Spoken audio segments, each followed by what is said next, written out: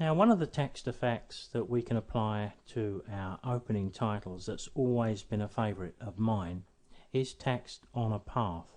Unfortunately, you do need to have Photoshop for this because we need to create a path. But any version of Photoshop will do. Let's select an image. This one is going to work well because we've got a nice curve here. I'm going to hit Ctrl W to open this up into Photoshop.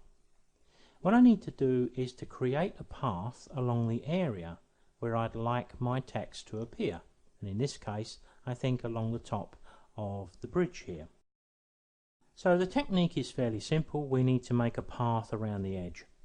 To do that, let's click and select the basic pen tool right at the top of the stack there. I'm going to use a shortcut key to zoom into the image. The image is the size I need for my slideshow, by the way. Control spacebar, you can see the zoom appears. Just going to click to get this a little bit bigger on screen. That should do nicely. If I click right down at the bottom there, you'll see a little anchor point left. I can move a short distance away and leave another anchor point. Now, if we're trying to make a path around much tighter corners, then we'd make smaller steps. But there is a problem with trying to put text around tight corners. It doesn't always look that good. But, as I always say never, because sometimes when we try these things, we discover a little technique which sets our slideshow different from other people's. So you can see how quick this is because I can go from one side to the other while I'm talking. I don't feel the need to leave you and come back a bit later. And I don't think we can go down any further than that, so I'll hit Ctrl 0 to zoom out. I'll come down here and click again and again over here and then join up with the start. So there's the path made. Now we need to select our text tool from the toolbox, and when we go close to the path, can you see that little line? Well, when I click, the cursor is anchored to the path. Well, my chosen text here seems to be slipping off the bridge. Why has it done that? No problem, we can put it right, but wherever you start typing, I must have used the centralized text function last time I used text, so it puts it in the middle, so it shunted some off down here. But all I need to do is to move my cursor down just in front of the S of Sydney and use my spacebar, and I can walk the text up and over the bridge, and it looks like this may be, well, that was a bit of luck, wasn't it? That's just about perfect, and I think we could even decide to reduce the size of that a little bit. And you'll also notice that I chose to use capital letters because if we use lowercase, then the tails of the wires and whatever would drop down into the bridge and they wouldn't be so easy to see. So as you can see with text on a path, we can move the text around. I can highlight the text because the text is still live, we can see it there. So I could, if I wanted to make this slightly smaller, adjust the point size here, but I could also look for a different type of font, and there you can see as I scroll down them, you can see quite a few of them. I think we need something pretty bold. Not too keen on that one. What about that one? That looks pretty good. Let's select something like that. Now you can see how this text has affected this. So in fact here, maybe I could stretch it to 48. 48's a bit too much, so let's take it down to 42. And I'll hit the tick on the options bar, and don't worry about this selection around here. As soon as we click out of this, it'll disappear. In the previous videos where we were looking at text, you probably picked up the fact that I was pretty keen on cloning colours from the image to produce the text colour, because I think it has a certain harmony. And I'm going to do the same again here, but it's not essential, of course. If I just select my text layer, I can go down to the effects at the bottom. Let's bring up drop shadow. So we've got the drop shadow ticked here, so we could add a bit of that if we felt it was necessary. We can go to the color overlay, select the color, and we could pick a color from the image. Do we want it big and bold, like one of the colors from Down in the Water? Well, we could choose something like that if we wished. We could put a stroked line around the outer edge to pick it out, and if I highlight the stroke, we can use black, which we've got here. We've only got 1 pixel, let's try 2.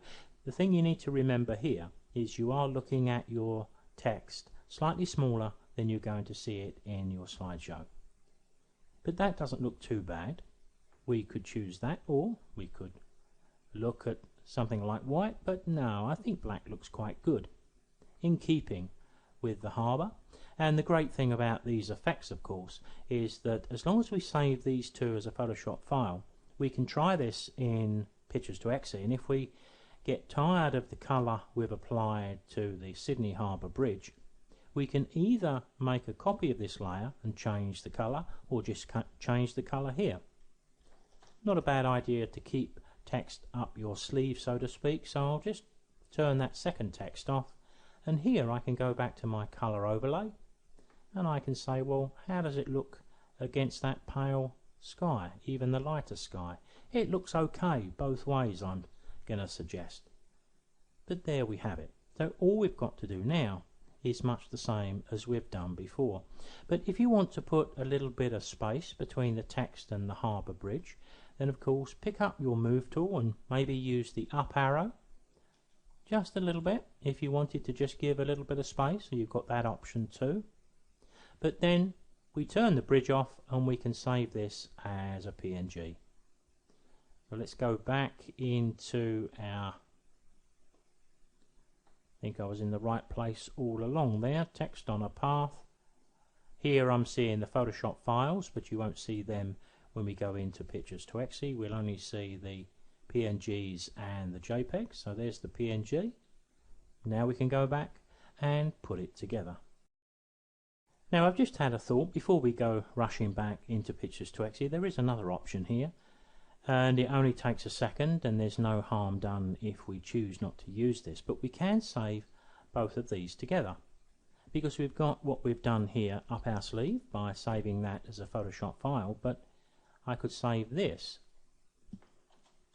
back into where I'm working, and here I would only need this as a JPEG.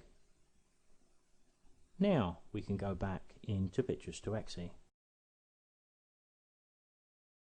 In the file list we can see the PNG file, and we'll have a look at that in a moment, but let's take that last thing I saved and just drag that down here, because what we've got the opportunity to do here is to fade from this one to this one, but now we can choose a different transition type. So if I click the AB there, maybe we could look at a page option.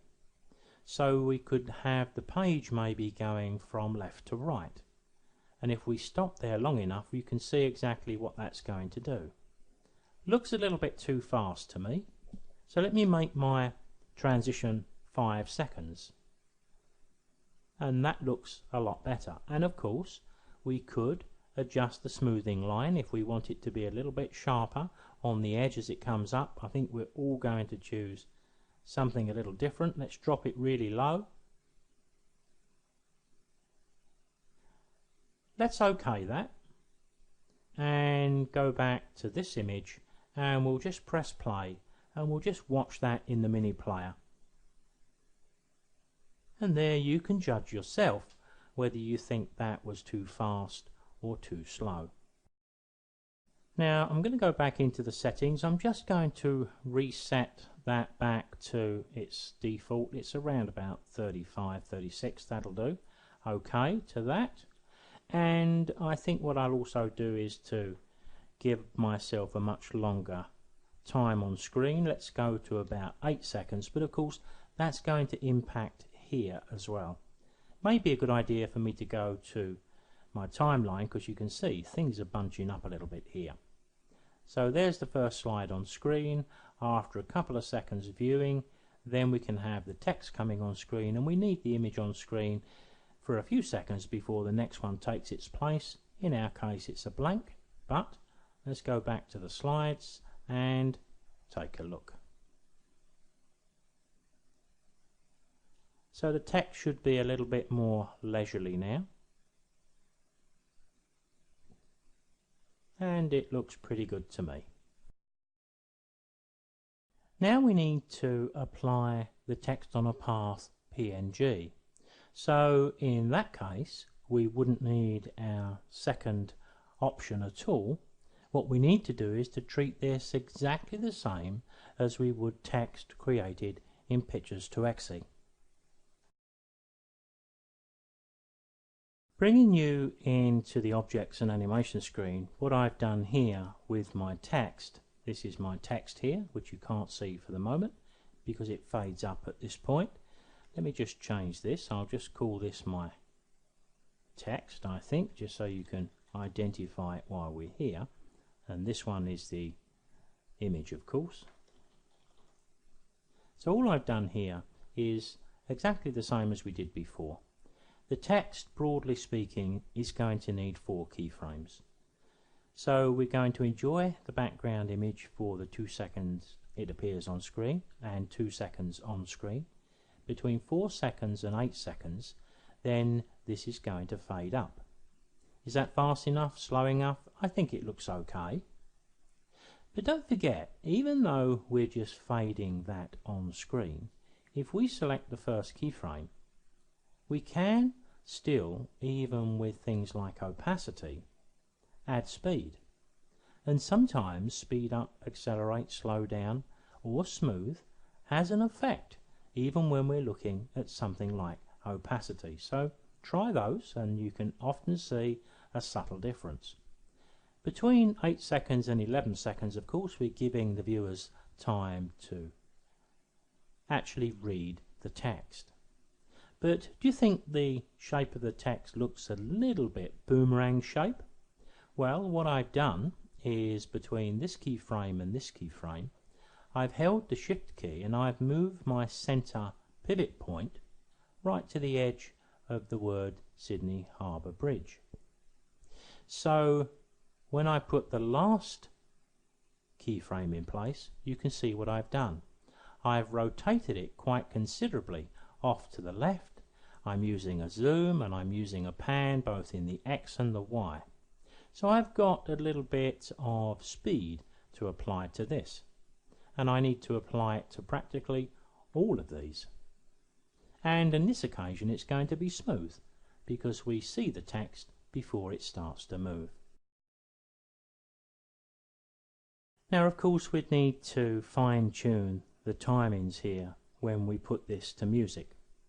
But let's just press play here and take a look at that text in its entirety.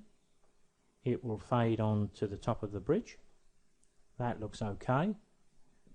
2 or 3 seconds to view it, that's okay. And then it starts to boomerang away into the distance and fade out as it goes.